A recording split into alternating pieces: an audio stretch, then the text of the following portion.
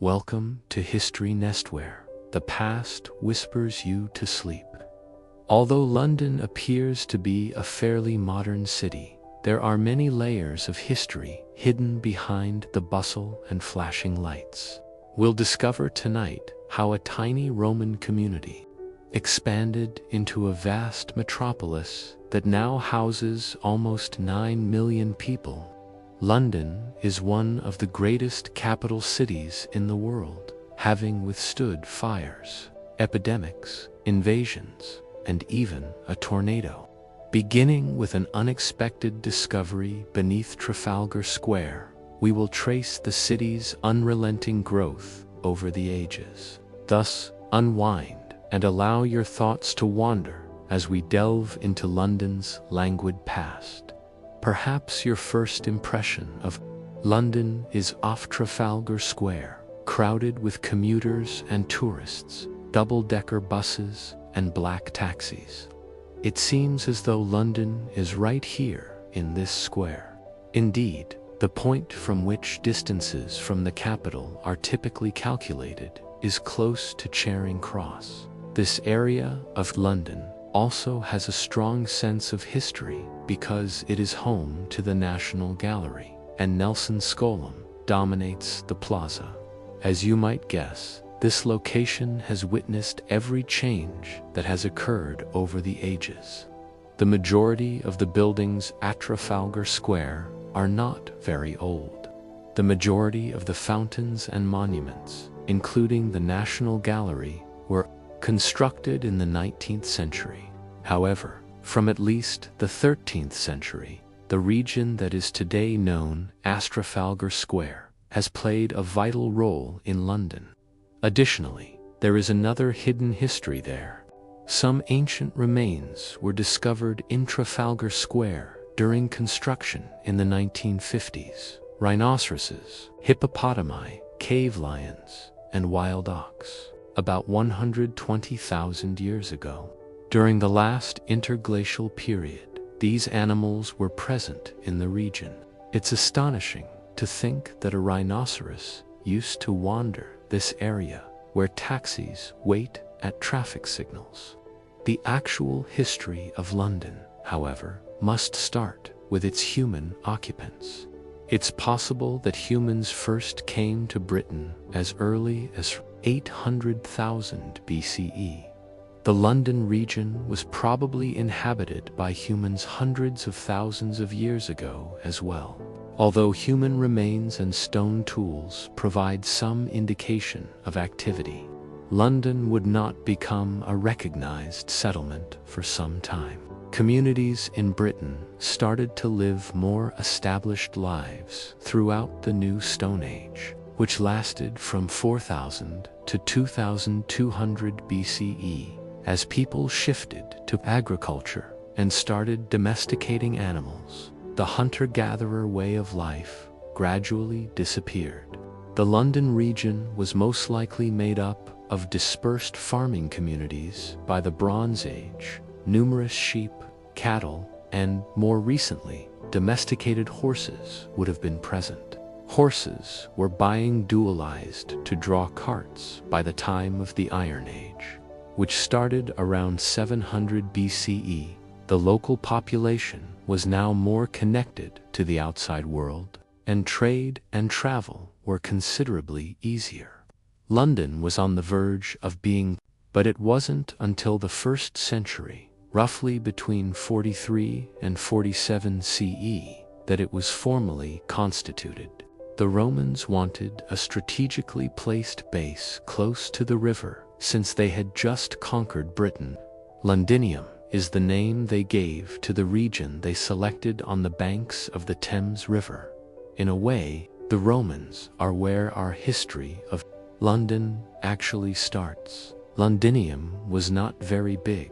It covered an area of roughly 0.5 square miles. That is roughly the size of Hyde Park today. To put that into context, it would have taken roughly 30 minutes to walk from one end of the city to the other. The north bank of the Thames River was where Londinium was situated. It was about equivalent to the area that is today the City of London. Today, St. Paul's Cathedral is located there. Londinium was founded by the Romans for strategic purposes. It was easily accessible by land and sea due to its placement on a low point of the Thames. The location was perfect for a port. The population of Londinium rapidly grew throughout time, and it soon emerged as a significant Roman trading center. Up to 60,000 people lived in London by the 2nd century, and its majesty was rising. One of the biggest buildings north of the Alps at the time was the city's basilica, which housed the courts and other civic organizations. An additional significant building was the London Wall. Around 200 CE, construction got underway, and by the time it was finished, the wall surrounded the city and extended over 2 miles. Part of the wall still stands today after repairs and additions during the Middle Ages. Near Tower Hill Tube Station, an outstanding part is seen. Much of Londinium appears to have been destroyed by a large fire in the second half of the 2nd century. Additionally, there might have been an epidemic. Whatever the reason, fewer people lived in the city. Over the ensuing years, this trend would frequently occur: expansion, calamity, and then a phase of recovery and development. Although Londinium never fully recovered its previous splendor, it remained the capital of Roman Britain and had a populace. To some degree, this was also the case from the start, and London is now renowned for being a very international and diverse city. The City of London was a melting pot. Many of the residents were from continental Europe, while others had Middle Eastern or North African origins, according to DNA tests. Some individuals, such as merchants or soldiers, would have traveled to London for employment. However, not everyone had a say in the issue. Slaves who were compelled to travel with their owners made up a portion of the city's population. Once more, this would be a common theme throughout the history of London. It has frequently been an area of inequality, much like so many other cities. The Roman Empire was struggling at the beginning of the 5th century. Something had to give because of the political unrest, economic issues, and barbarian group attacks. Thus, in 410, the Roman Emperor Honorius refused to provide military support to the British. In Britain, this essentially signaled the end of the Roman era. Britain and London were left to fend for themselves. In historical terms, the years that followed are a little hazy. Both written records and archaeological data are scarce. Therefore, the specifics of what transpired in London are unknown to us. The city did not suddenly vanish, but it did begin to deteriorate. Deterioration was unavoidable in the absence of Roman affluence and protection. We can see London as a much smaller, more modest city with overgrown huge walls and crumbling buildings. It's possible that the city was eventually completely abandoned. Some new settlers came to Britain after the Romans left. The nations that are today, Germany, Denmark, and the Netherlands, were home to these Germanic tribes. It's possible that some of them came while the Romans were still in Britain. However, the 5th and 6th centuries saw the majority of migration and settlement, known as the Anglo-Saxons. These immigrants would rule Britain for 500 years. The Anglo-Saxons, like the Romans before them, had to build some new communities. They chose to establish themselves just beyond the walls to the west of Londinium, rather than occupying the ancient Roman city. A new London, known as the London Witch, emerged around the end of the 7th century. The term referred to the trading town of London. London, which, like Londinium, was positioned on the north side of the rivers. It was located where we now call Covent Garden. These days, Aldrich is home to a large number of London steeders. The area's Anglo-Saxon roots are referenced by the name Old Witch, which means old settlement or trading town. We don't know anything about London which other than its location, but it must have gradually expanded in size and significance as a trading hub. During Alfred the Great's reign in the late 9th century, a noteworthy development occurred. The ancient Roman city of Londinium, which is next door, appears to have become the center of habitation instead of London, which, the fact that Londinium's Roman fortifications were still in place, is probably one explanation for this. Refortification was done on these to keep Viking invaders out. Thus, the former Londinium was transformed into the new city center. They called it Londonburg, but we'll just call it London from now on to keep things simple. The term would not become widely used or formalized until much later, despite being reported as early as the 1st century. For London, a city that is both young and old, the Anglo-Saxon period may be seen as a fresh start. It signaled the formal founding of the City of London, a particular neighborhood that remains to this day. The ancient Roman walls still partially delineate its bounds. The London Wall is merely a memorial today, but it provided much-needed defense during the Anglo-Saxon era. London must have seemed like a rather risky place to live back then. Viking invasions began to occur frequently in the 9th century. It's also possible that an attack led by Olaf II of Norway in the early 11th century destroyed London Bridge. Some people think that the well-known nursery rhyme London Bridge is falling down may have been inspired by this incident. At its height, Anglo-Saxon London's population is thought to have been no more than 15,000, which is around a fraction of the size of London during its heyday. Although Anglo-Saxon London appears to have been a small center of trade and business, it was still inferior to London. Furthermore, it lacked the architectural grandeur of the ancient Roman monuments.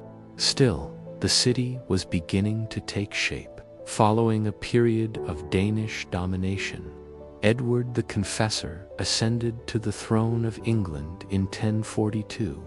As a deeply devout Christian, Edward commissioned the building of a magnificent new church to the west of London. Even though Westminster was geographically close to central London, it remained distinct during Edward's conquest. Westminster Abbey is the name of the church that Edward commissioned. In order to supervise the construction, he also had a palace constructed close by. Edward just survived to witness Westminster Abbey's consecration. His project had some significant repercussions. It made Westminster a location of political and religious importance. And once more, we can observe the city's slow westward expansion, even though Westminster was not yet regarded as a part of London. In 1066, Edward the Confessor passed away.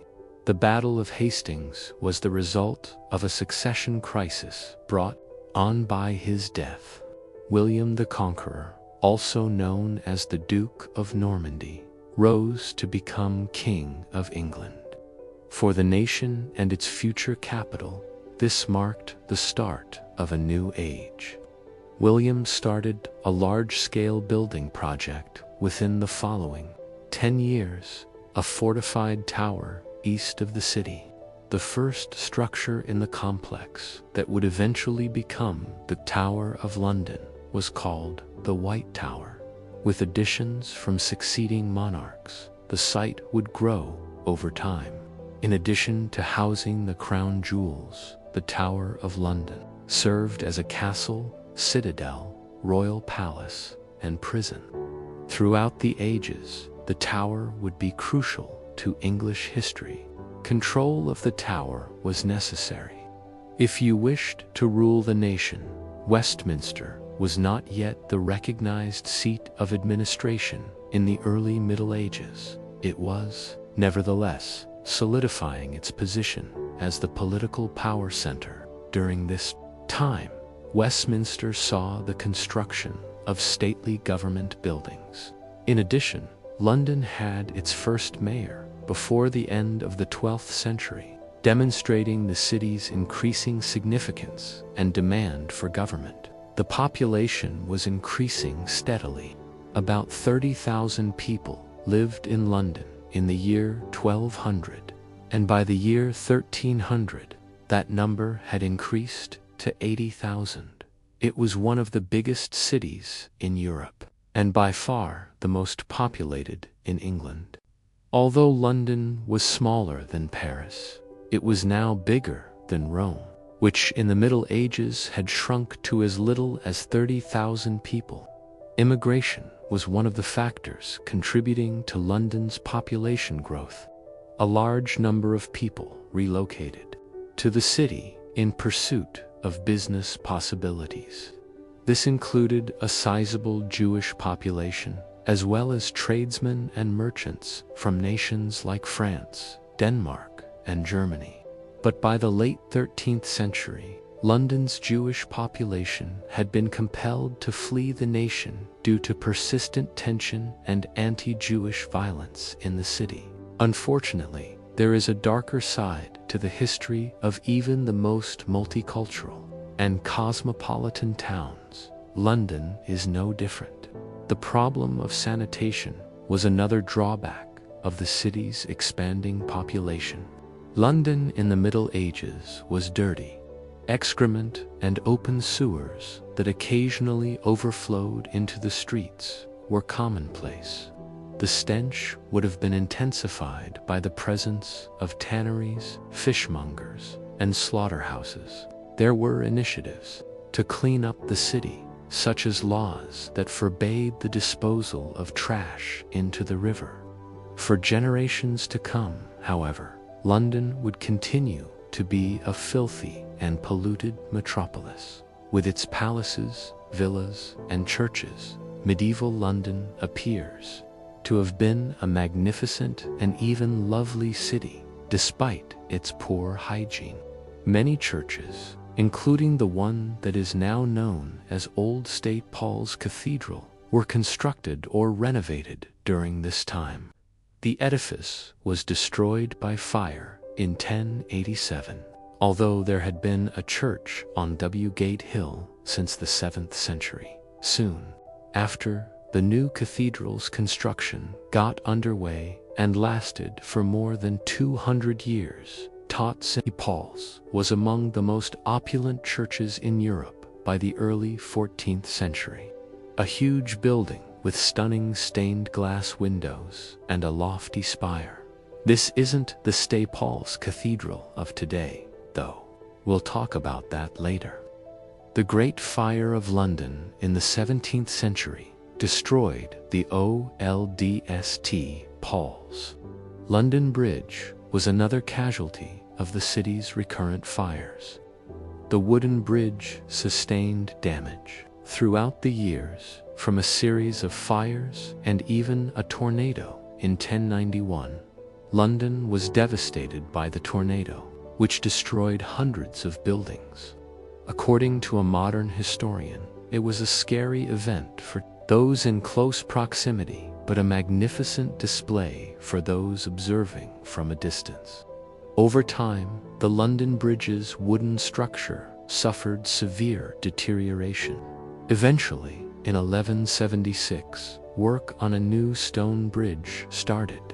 There were homes and stores lining this imposing building.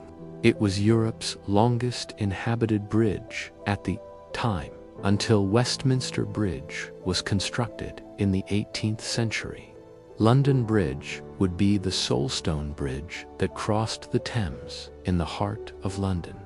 Medieval London faced more than just fires, poor sanitation, and natural disasters. Numerous famine and plague outbreaks also occurred, both of which had disastrous effects.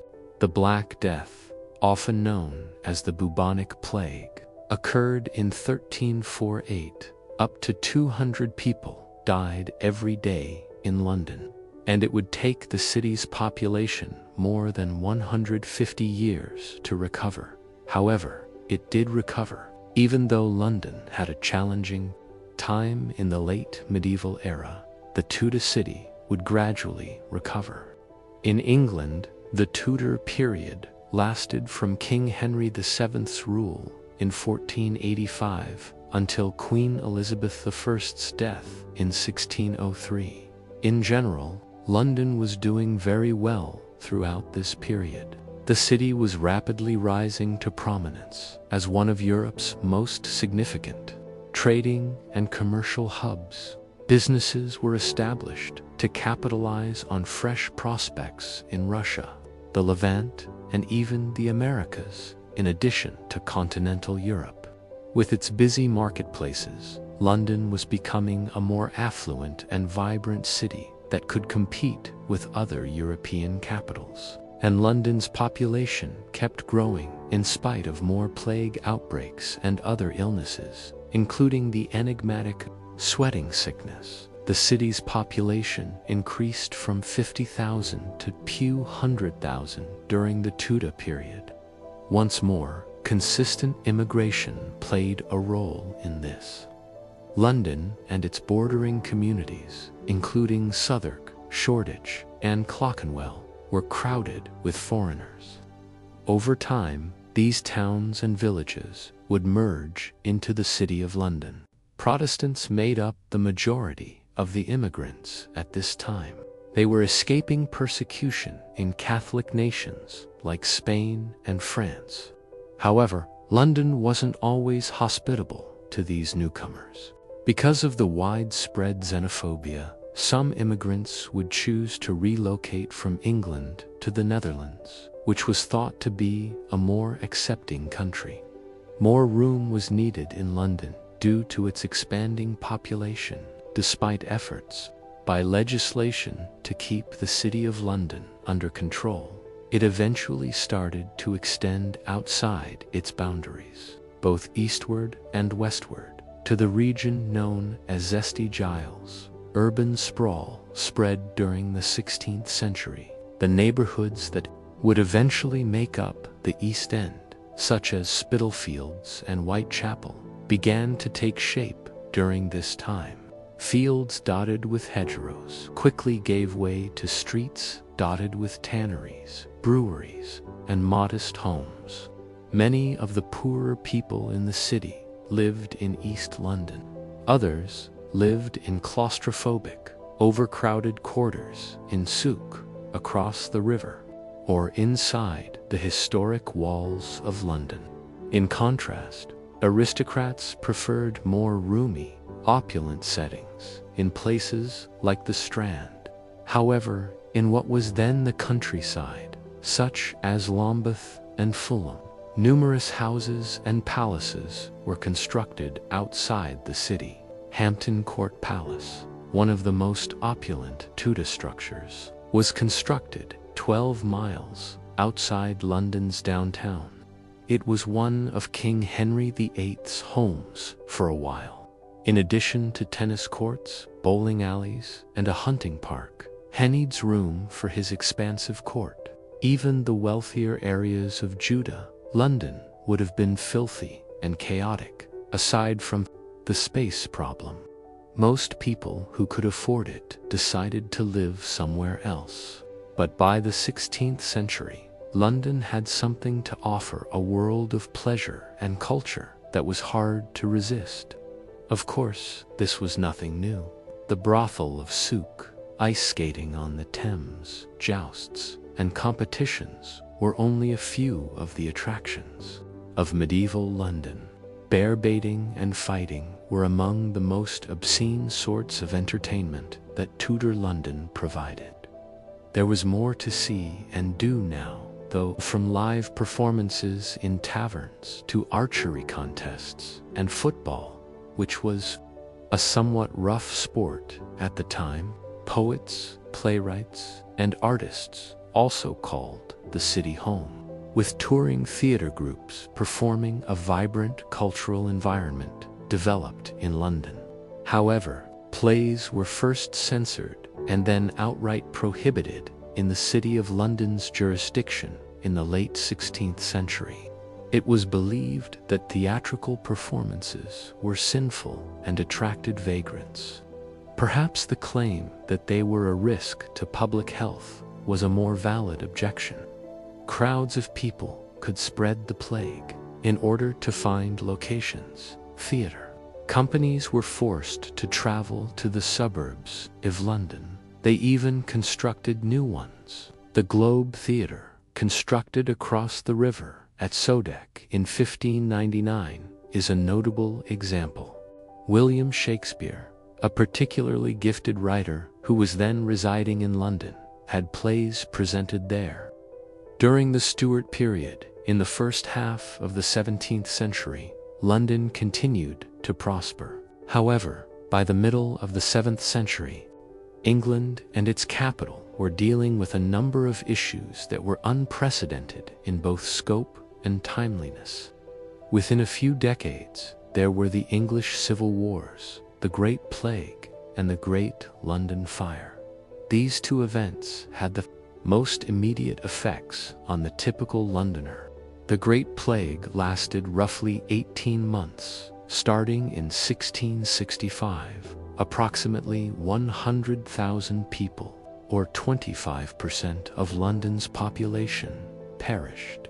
Since the wealthy were able to escape the city for their country estates, the poor were disproportionately impacted.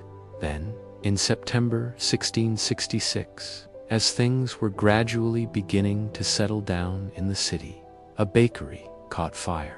The bakery was situated in the center of London on Pudding Lane.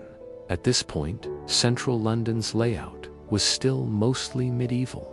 Imagine a city with meandering, narrow lanes and a large number of wood-framed, thatch-roofed dwellings. The bakery fire raged for several days and spread quickly. It gutted buildings and left many homeless, destroying a large portion of London. The renowned chronicler of London life, Samuel Pepys, ascended a church steeple to gaze over the burning remnants of the city. "I've never seen such a sad sight of desolation," he said. A large portion of London had to be rebuilt after the fire. Among them was St. Paul's Cathedral, the city's magnificent structure. The famous architect Sir Christopher Wren, who also managed the reconstruction of numerous other churches in London, created the new structure in the Baroque style. St. Paul's dominated the skyline for over 2 centuries as the city's highest structure, and it continues to be one of London's most recognizable sights to this day, with its graceful facade and imposing white dome. Many Londoners were forced to leave the city as a result of the Great Fire. As new homes were constructed, the city's eastward and westward expansion was driven by the fire and population increase. Areas like Soho, Bloomsbury, and Covent Garden developed into residential neighborhoods. Over time, the unchecked urban expansion had started. Many nearby communities would eventually be absorbed by the growing city during the ensuing centuries. This explains why some neighborhoods in modern-day London, like Hampstead or Islington, have such a unique flavor. At first, they were distinct villages. The city unavoidably suffered during this time of conflict, illness, and tragedy in the 17th century, but London remained resilient as usual. The 18th century was a time of tremendous economic growth, regional expansion, and population rise. There were roughly 630,000 people living in London at the beginning of the 18th century. The city had about 1 million residents at the end of the century. This strong growth was caused by several sources. Migration has increased, fertility has grown, and infant mortality has decreased. During this time, a large number of French Protestants immigrated to London. In addition, the Jewish and Irish populations grew significantly, and the black community expanded. Black Londoners included those who had formerly been enslaved and those in domestic service. They had traveled from North America or the Caribbean to London. Among them were American Revolutionary War veterans who had served in the British military. In many respects, London was a flourishing metropolis that was experiencing a cultural golden age in the 18th century. Many significant authors and painters were active in London during this time, and renowned organizations like the Royal Opera House and the British Museum were established. However, the city had a darker side as well. There was still a lot of poverty and brutal crime. A string of riots that became known as the Gordon Riots shook the city in the summer of 1780, an episode of looting and burning that began as anti-Catholicism turned into days of riots. The Bank of England and Downing Street were among the targets. The riots were also extremely disruptive, even if law and order were eventually restored. The amount of property damage in London has been compared to the extent of Paris's devastation. Throughout the French Revolution, numerous trends continue and pick up speed as we approach the 19th century. For instance, population growth. London became the largest city in the world, surpassing Beijing. London had more than 3 million residents by the 1860s. Additionally, there were about 6.5 million people living in the city at the end of the century. Natural population growth and migration within Britain were the primary causes of this startling expansion. However, immigration from other nations, Ireland specifically, especially during the Irish famine, also had an impact. Numerous other immigrants came from France, Italy, Germany, and Spain as political or economic refugees. In addition to the growing Jewish community in London, there were minor groups from China, India, and Africa. Nearly 40% of Londoners were born outside the city by the middle of the 19th century. It's interesting to see that this hasn't changed much, since 40% of people living in London today were born outside of the country. Declining mortality was another element contributing to Victorian London's population increase. Better access to food and sanitation contributed to this in part. Nevertheless, slum-like living conditions and great poverty were just two of the major issues facing Victorian London. The dismal realities of London life are shown in Charles Dickens' writings, including David Copperfield and Oliver Twist. Another big issue was pollution. London's hazy climate earned it the moniker, the Big Smoke. Both the sheer number of home fires and industrial pollution were to blame for this. Everything in the city, including the grass, buildings, and supposedly even the sheep that grazed in Regent's Park, took on a soot hue during this time. Nonetheless, there were genuine, coordinated attempts to address these issues in the 19th century. Although extreme poverty persisted well into the 20th century, many Londoners' quality of life started to progressively improve. Significant changes occurred throughout the nation throughout the Industrial Revolution. Among these was the construction of the railway. The desire to lessen traffic on the streets of the capital city, which was constantly expanding, was mounting. Traveling on the underground train was the ideal answer.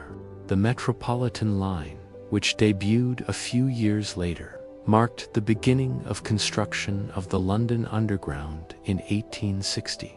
Over the ensuing decades, more lines were constructed, and by the end of the century, millions of people were using the London Underground, which came to be known as the Tube.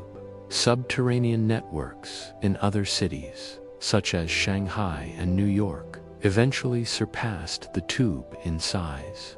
However, it's important to remember that London was the first city in the world to install a metro system. Britain was at the height of its imperial dominance in the 19th century, and its capital city was a major international hub. In addition to being a thriving metropolis that drew wealthy tourists, business people, and immigrants, London had developed into a center of global trade and banking. London was also virtually unrivaled in terms of culture. More cultural institutions, such as the Tate Britain and the National Gallery, were established in the 19th century, and some of the city's most notable structures were built during this time. These included the Houses of Parliament, Big Ben, Trafalgar Square, and Tower Bridge. Government activity had, of course, been conducted in Westminster for centuries by this time. However, the Palace of Westminster, a Gothic-style structure that we see today, was rebuilt in the middle of the 9th century. The old building had been destroyed by fire, as you can obviously imagine. Two significant events shaped Britain's first half of the 20th century. Both World Wars I and II, German airships bombarded London between 1915 and 1918. These bombings claimed the lives of hundreds of people, while the fighting claimed the lives of many more Londoners. But London was considerably more affected by the Second World War, which started in 1939. The Blitz, the German bombing campaign, was especially destructive. London sustained severe casualties, but it wasn't the sole target. Up to 30,000 Londoners are thought to have died and 1.5 million to have been displaced during World War II. London had a population of almost 8.6 million people in 1939. However, London was no longer the biggest city in the world. New York City had already surpassed it. Additionally, London's population continued to drop in the decades after World War II, especially in inner London. This adjustment was made for a variety of reasons. However, London's housing crisis was partly to blame. Many Londoners relocated to the nearby towns and suburbs in the years following the war. In addition to housing, these locations provided greater space and healthier air. Additionally, the government encouraged individuals to leave London starting in the 1960s for a wide range of complicated reasons.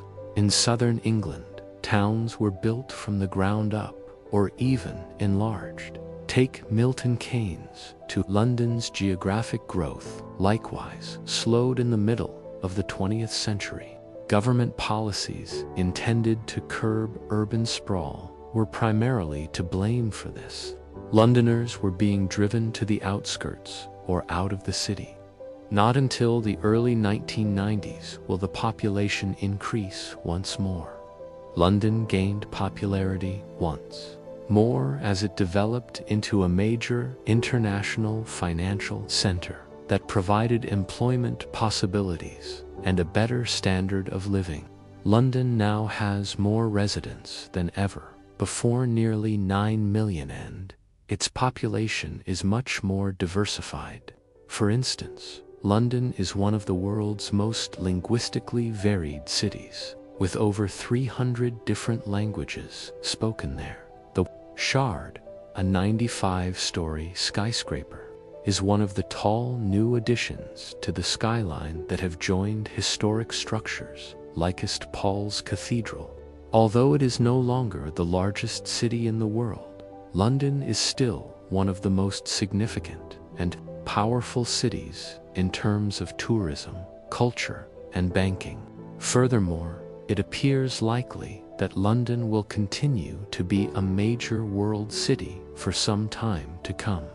It's difficult to say beyond that, though. With more high-rise structures, London might keep expanding upward rather than outward. Or maybe the people will scatter due to technology and distant work, making the city smaller and less significant. Looking back, we could conclude that the 19th century was London's heyday. However, it depends on your perspective. London today is not without its issues. However, the average Londoner's quality of life is better than it has ever been on many metrics.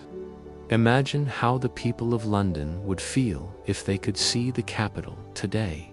The West End's lights, the shining skyscrapers, and the traffic streams across all those bridges with the temperature pouring below. It's more than they could have ever imagined. Over the ages, London has experienced innumerable changes and again risen from the ashes. Whatever happens next will undoubtedly be remarkable. If you enjoyed this journey through history, make sure to subscribe to History Nest, where every night a new story takes flight.